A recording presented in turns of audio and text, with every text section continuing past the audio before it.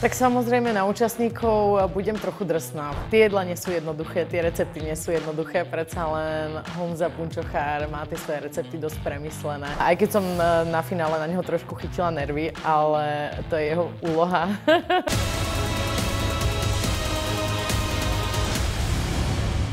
Ani v letošní řadě Hell's Kitchen Česko nebude chybět pozice sušéfů a právě tady čeká diváky jedno velké překvapení.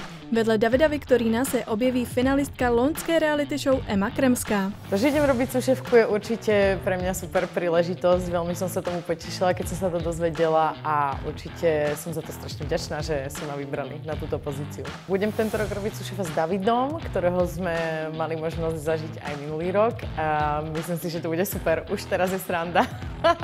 Emo, kdo má tu rezervaci v těch 6?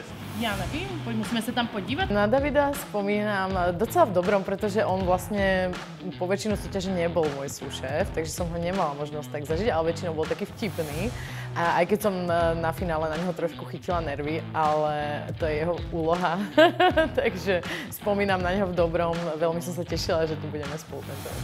Navzdory tomu, že si Emma pekelnou kuchyní sama prošla, účastníky šetřit rozhodně nebude. Tak samozrejme na účastníkov budem trochu drsná, pretože predsa len sme v najdrsnejšej kuchárskej reality show a aj keď budem na nich zo začiatku hlavne milá, aby sa cítili dobre, tak keď príde situácia, ktorá si to vyžaduje, tak ich seknem. Letošní odvážlivci to ale budou mít těžší než Emma. Každý večer budú variť úplne iné menu, čo predsa len aj pre profíka nie je vôbec jednoduchá vec, naučiť sa každý deň nové recepty, takže budú to mať náročné. Tohtoročný výber je naozaj zaujímavý, musím povedať, že sú tam naozaj rôzne tváre, zaujímavé osobnosti a som strašne zvedavá na nich, ako budú pokračovať v tejto súťaži tým, že tu máme aj amatérov a predsa len to nie je úplne jednoduché tu byť zatvorený, makať od rána do večera.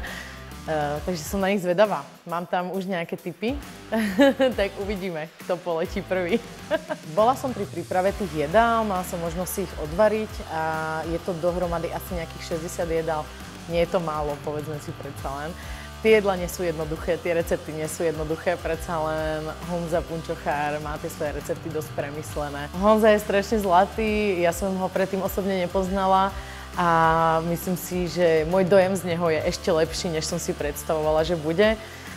Myslím si, že z neho ide taký prirodzený rešpekt pred tými súťažiacimi, takže niekedy ani nemusí kričet. Obávaná reality show Hell's Kitchen Česko otevře pekelnou bránu už 27. srpna na Nově.